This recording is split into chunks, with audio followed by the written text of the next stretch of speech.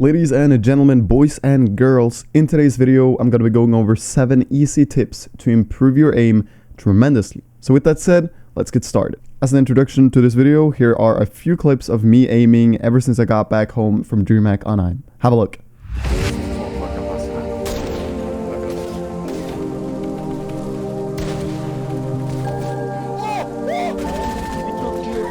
I am so good! Holy sh...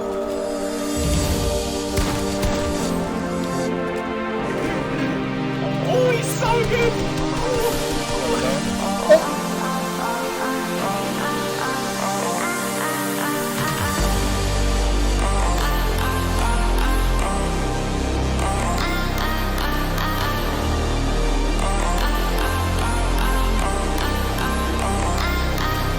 Ja!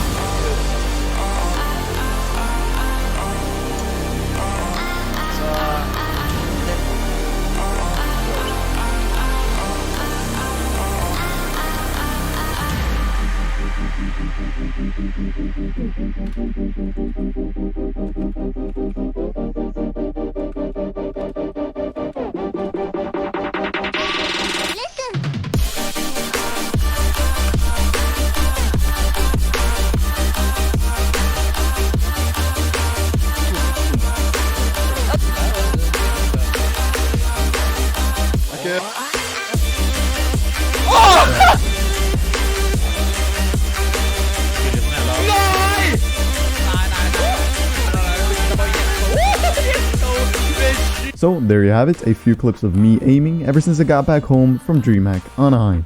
So now let's get into what the video is really all about. 7 tips to help you improve your aim fast. And this works for mostly PC, but there are also tips in here that will help controller out. So tip number 1 is to play the map on screen right now. The code will be on screen right now as well as in the description of this video.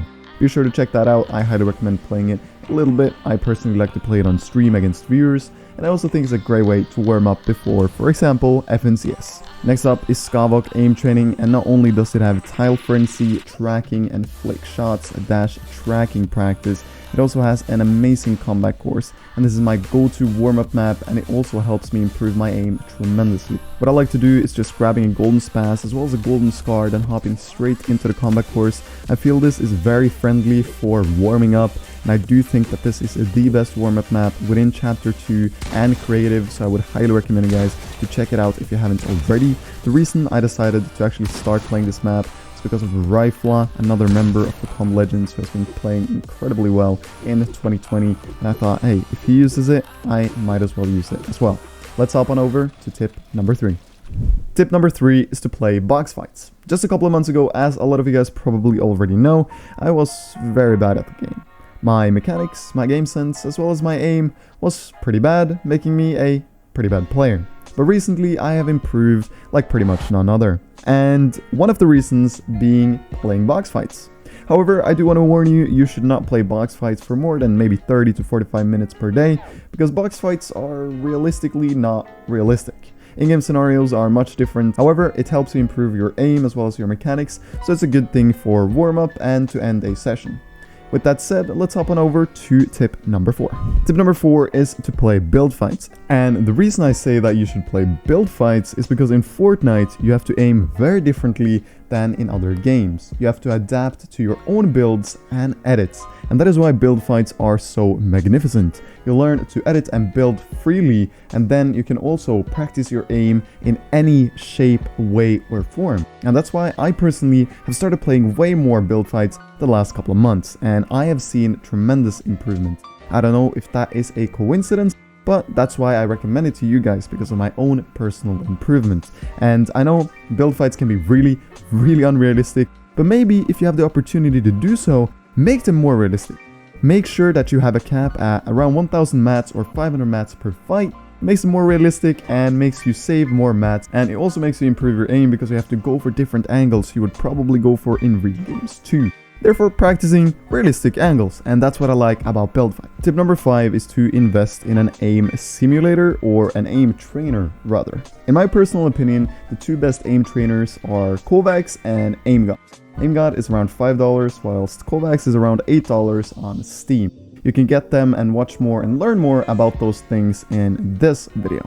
Tip number 6 is to adjust your mouse sensitivity. This is very simple, yet very efficient. If you feel like you are very inconsistent, maybe you're over flicking a lot and you just don't hit a lot of hard pumps, chances are your sensitivity is too high. Personally, I use 9% X and Y sensitivity and 800 dpi. This is considered high within the pro community. So if you have anything above that and feel like your aim is bad, consider turning it down. However, if you have a higher sensitivity than that and you feel like your aim is good, I would personally not recommend turning it down. For the final tip and the 7th tip for this video, I just want to say, focus on your crosshair placement. A guy came into my stream over at twitch.tv/MarinTM the other day and said, Marin, focus on your crosshair placement more. Do this and you will instantly hit more shots. Little did I know he was completely right, and the next game I popped off and got 6 eliminations. So thank you to him. With that said everyone, I am ending today's video, but fear not, I will be back tomorrow with a brand new one. You can also catch me over on twitch.tv/MarinTM. If you haven't followed me there already, be sure to do so. And with that said everyone, I'll see you all tomorrow with a brand new smoking fresh video. Until then, take care.